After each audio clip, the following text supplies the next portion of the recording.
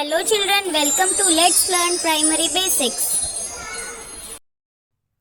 नमस्ते प्यारे बच्चों। आज हम क्लास 2 की सारंगी से पाठ 3 पढ़ेंगे जिसका नाम है माला की चांदी की पायल। तो यहाँ पर एक लड़की है माला।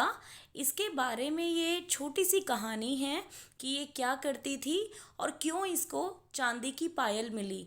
तो आइए इस पाठ को पढ़कर देखते हैं क्या है। आप देख रहे होंगे ये माला है। यहाँ पर बिल्ली भाग रही है, ये दूध बिखर रहा है। यहाँ पर आप देख रहे हैं कि ये एक बूढ़ी उसकी नानी है, वो एकदम से गिर गई और ये शायद शोर मचा रही है। यहाँ पर आप इस पिक्चर में देखेंगे, इस चित्र में देखेंगे कि ये एक छोटा बच्चा है जो डर कर भाग रहा है और माला एकदम से ज़ोर से चिल्लाती हुई आ रही है। और यहाँ पर ऐसे ही आप देखेंगे कि डाकिया है। डाकिए के पास बहुत सारी चिट्ठियाँ हैं और सभी चिट्ठियाँ बिखर गई है और डाकिया भी थोड़ा घबरा गया है। तो सभी इस लड़की माला से क्यों घबरा जाते हैं, आइए पढ़ते हैं। हुश, माला बिल्ली को डराती।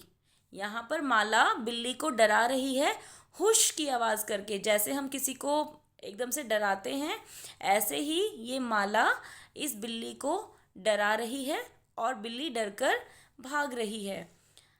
हे, वह अपनी नानी को डराती। अब यहाँ पर कभी कभी वो हे की आवाज़ करके अपनी नानी को डराती थी और नानी एकदम से घबरा जाती थी। फिर अपने भाई के पास जाकर धप, वह अपने छोटे भाई को डराती। अब वो धप की आवाज़ करके अपने छोटे भाई को भी डराती थी और उसका भाई डर जाता था। भाऊ, वह डाकिए को डराती और भऊ की आवाज़ करके वो डाकिए को भी डरा देती थी। तो ये जो माला है ये सभी को चुपके से उनके पास जाकर और ज़ोर से आवाज़ निकालकर डरा देती थी।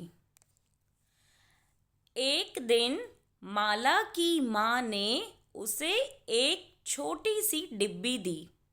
माला, यह तुम्हारे लिए है, वे बोली। अब यहाँ पर माला की जो माँ थी उन्होंने माला को एक ये छोटी सी डिब्बी दी और इसको बोला कि ये तुम्हारे लिए है। अब अगर हमें कुछ मिलता है तो हम जल्दी से उसे खोल कर देखते हैं। तो ऐसे ही माला ने भी एकदम से खोल कर देखा। माला ने जल्दी से डिब्बी खोली जिसमें उसे मिली नीले कागज़ में लिपटी प्यारी सी चांदी की पायल। तो अब जब उसने डिब्बी खोली तो उसने देखा कि उस डिब्बी में एक नीले कागज़ में लिपटी हुई प्यारी सी सुंदर सी चांदी की पायल है। वो खुश हो गई। उन्हें पहनकर वह पूरे घर में घूमने लगी। अब यहाँ आप देखेंगे माला ने चांदी की पायल पहन ली है और वह पायल पहनकर पूरे घर में घूमने लगी। छिक छिक छम, छोटे छोटे घुंघरू झनकते। अब जो माला की पायल थी उसमें से आवाज़ आती थी छिक छिक छम। और आपने देखा होगा पायल में छोटे छोटे घुंघरू लगे होते हैं। यहाँ पर आप देखेंगे पायल में छोटे छोटे घुंघरू लगे हुए हैं और जब ये घुंघरू बजते हैं तो आवाज़ करते हैं। और कैसी आवाज़? छिक छिक छम। अब माला जहाँ भी जाती सब जान जाते। तो अब माला अगर कहीं पर जाती थी, किसी को डराने जाती थी, तो माला से पहले सबको पता चल जाता था कि माला आ रही है। अब जैसे आपने देखा होगा आपके घर में आपकी मम्मी पायल पहनती होंगी, तो आपकी मम्मी जब एक कमरे से दूसरे कमरे में जाती हैं या रसोई से कमरे में आती हैं या कुछ काम करती हैं तो आप भी उनकी आवाज़ देखकर पहचान जाते होंगे कि मम्मी आ रही हैं या मम्मी रसोई में काम कर रही हैं।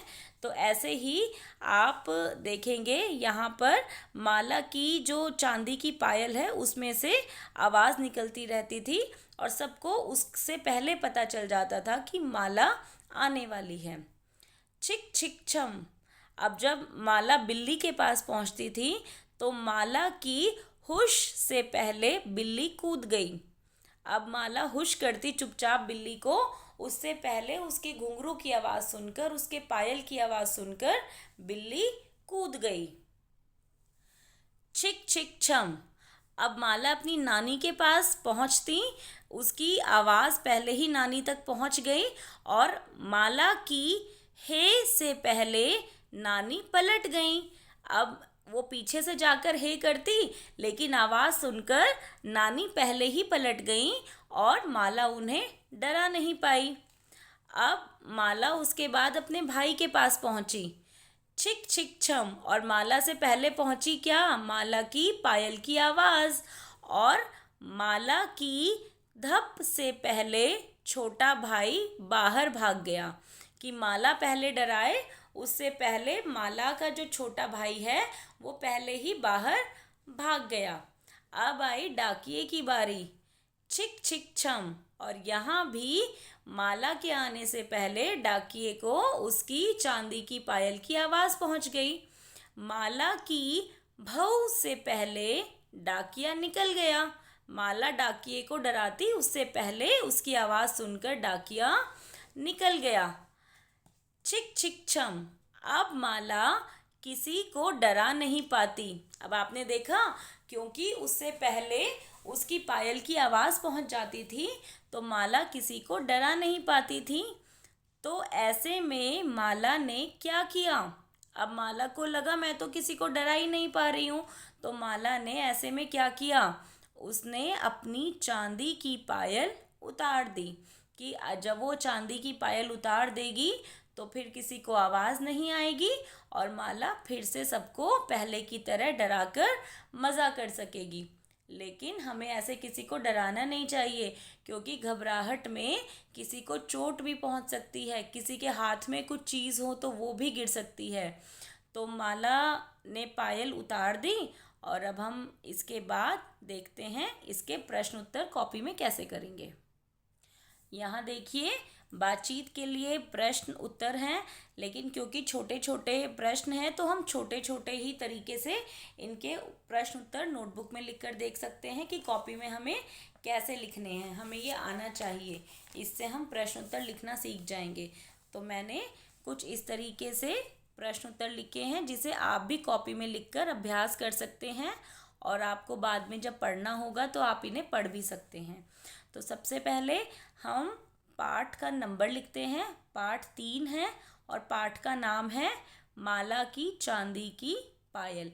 और इसका जो पहला प्रश्न है वो आप देखेंगे, ये है माला सभी को क्यों डराती होगी। तो हम ऐसे इस मार्जिन से पहले प्रश्न 1 लिखेंगे और फिर अपना प्रश्न लिखेंगे, माला सभी को क्यों डराती होगी। तो इसका उत्तर रहेगा क्योंकि माला को सबको डराने में मज़ा आता होगा, है ना, तभी तो वो सबको डराती थी मज़ा लेने के लिए। अगला प्रश्न है, माला से सभी क्यों डर जाते होंगे। माला तो छोटी बच्ची है, उससे क्यों डरते होंगे। इसका उत्तर लिखेंगे क्योंकि माला चुपके से पास जाकर ज़ोर से आवाज़ निकालती थी, और अगर हमारे पास भी कोई ऐसे चुपचाप आए और एकदम से ज़ोर से आवाज़ निकाले तो हम भी डर जाते हैं। तो इसीलिए सभी माला से डर जाते होंगे। तीसरा प्रश्न है, पायल उतारने के अलावा माला और क्या कर सकती थी। तो पायल उतारने के अलावा वह अपनी पायल के घुंघरू निकाल सकती थी। तो उसके पैरों में पायल तो रहती लेकिन घुंघरू की आवाज़ नहीं आती। और आखिरी प्रश्न है, माँ ने माला को पायल क्यों दी होगी। तो माँ ने माला को पायल इसीलिए दी होगी ताकि सबको माला के आने का पता चल सके और वो पहले ही अलर्ट हो सके, पहले ही सावधान हो सके और वो डरे ना, इसीलिए माँ ने माला को पायल दी होगी। अब आगे आप देखेंगे तो छोटे छोटे प्रश्न किताब में हैं जिन्हें हम किताब में ही कर सकते हैं। माला की माँ ने उसे क्या दिया। तो माला की माँ ने उसे चांदी की पायल दी। तो हम यहीं पर लिख सकते हैं चांदी की पायल, पायल दी। आप भी ऐसे ही अपनी पुस्तक में कर सकते हैं। आगे है, माला ने पायल क्यों उतार दी, सही उत्तर चुनिए। यहाँ पर 4 उत्तर दे रखे हैं, इसमें से सबसे सही उत्तर चुनना है कि माला ने पायल क्यों उतार दी। पायल माला को चुभ रही थी? नहीं, ऐसा नहीं है। पायल से सभी को माला के आने का पता चल जाता था। जी हाँ, यही बिल्कुल सही है। पायल की आवाज़ से सभी को बहुत मज़ा आता था? नहीं, ऐसा नहीं था। और एक पायल खो गई थी और बस एक ही पायल रह गई थी? ऐसा भी नहीं था। तो माला ने पायल इसलिए उतार दी क्योंकि पायल से सभी को माला के आने का पता चल जाता था। तो आप यहाँ पर सही उत्तर पर निशान लगा सकते हैं। और यहाँ पर कुछ चीज़ें दी गई हैं, आप इनकी ध्वनियाँ सुन सकते हैं। अगर आप मंदिर में जाएंगे तो घंटी और शंख की आवाज़ सुन सकते हैं।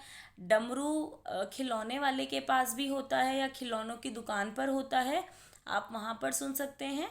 और पायल आपकी मम्मी पहनती होंगी, आपकी दादी पहनती होंगी, या आपने भी कभी पहनी होगी, तो पायल की आवाज़ भी आप सुन सकते हैं। तो यहाँ पर ध्वनि का मतलब होता है आवाज़। तो घंटी की ध्वनि, पायल की ध्वनि, शंख की ध्वनि और डमरू की ध्वनि, इन सभी को आप सुनिए और इनकी जो आवाज़ है वो कैसी होती है, आप उनको समझने का प्रयास कीजिए। तो जो घंटी की आवाज़ होती है वो हम यहीं पर लिख देते हैं, टन टन टन। ये कुछ इस तरीके से घंटी बजती है। पायल होती है छम छम छम। जब हम पायल पहनते हैं तो हमें छम छम की आवाज़ सुनाई देती है। डमरू कैसे बजता है? डम डम डम। ठीक है, डमरू बजता है डम डम डम। और शंख बजता है कुछ ऐसे पों की आवाज़ से, मुंह से आवाज़ निकलती है और वैसे शंख की जो ध्वनि है वो होती है। अगले पेज पर प्रश्न है, माला किस किस को डरा रही थी? तो माला बिल्ली को डरा रही थी, तो हम लिखेंगे माला बिल्ली, नानी, भाई और डाकिए को डरा रही थी। तो हम यहीं पर लिख सकते हैं, डाकिए को डरा रही थी। आप भी किताब में ही लिख सकते हैं। अब यहाँ पर है, विराम चिन्ह का सही प्रयोग करते हुए नीचे दिए गए वाक्यों को अपनी कॉपी में लिखिए। तो आप इनको कॉपी में लिख सकते हैं। और विराम चिन्ह होते हैं, जैसे पूर्ण विराम हम वाक्य के अंत में लगाते हैं, प्रश्न हो तो वाक्य के अंत में हम प्रश्न सूचक चिन्ह लगाते, क्वेश्चन मार्क जिसे हम इंग्लिश में बोलते हैं। तो हम देखते हैं यहाँ पर क्या लगेगा, क्या माला को नई पायल मिली? ये एक प्रश्न है, कोई पूछ रहा है कि क्या माला को नई पायल मिली, तो हम यहाँ पर ऐसे प्रश्न सूचक चिन्ह लगा देंगे, प्रश्न चिन्ह या फिर क्वेश्चन मार्क लगा देंगे। माला पायल पहनकर पूरे घर में घूमने लगी। तो यहाँ पर एक वाक्य है, तो इस वाक्य को हम पूर्ण विराम लगाकर खत्म करेंगे। तो इसीलिए यहाँ वाक्य के अंत में लगेगा पूर्ण विराम। और इनको आप अपनी कॉपी में भी लिख सकते हैं। अब आगे है, आओ बूझे पहेली। यहाँ पर बहुत सारे आपने देखा होगा अक्षर लिखे हुए हैं और यहाँ पर हमें क्या करना है, माला की चांदी की पायल खो गई है। अक्षरों को जोड़कर माला की चांदी की पायल बनाइए। अब आप देखेंगे यहाँ पर ये कॉमा के बीच में है, तो हमें यही बनाना है, माला की चांदी की पायल। और रेखा खींचकर शब्दों को जोड़िए। जैसे यहाँ पर माला लिखा हुआ है, माला। अब हम यहाँ से इधर जाएंगे, की, यहाँ पर जाएंगे चांदी, फिर से की, और उसके बाद पा, य और ल। और ये हमने माला की चांदी की पायल जो खो गई थी वो ढूंढ ली। तो आप भी अपनी पुस्तक में इस तरीके से कर सकते हैं। ये अभी बुक के पीछे का अभ्यास कार्य है। इसकी वर्कशीट भी मैं जल्दी ही अगली वीडियो में कराऊंगी। तो तब तक आप पाठ को पढ़ने की प्रैक्टिस कीजिए, इसके जो भी प्रश्न उत्तर हैं उनको समझिए, अपनी नोटबुक में कीजिए और अगली वीडियो में हम इसकी वर्कशीट करेंगे। अगर आपको वीडियो अच्छी लगी हो तो वीडियो को लाइक कीजिए, शेयर कीजिए और चैनल पर नए हैं तो सब्सक्राइब कीजिए, क्योंकि ऐसी बहुत सारी वीडियोस हमारे चैनल पर उपलब्ध हैं और नई नई वीडियोस लेकर हम आते रहते हैं। तो अगली वीडियो तक कीप लर्निंग, स्टे हेल्दी।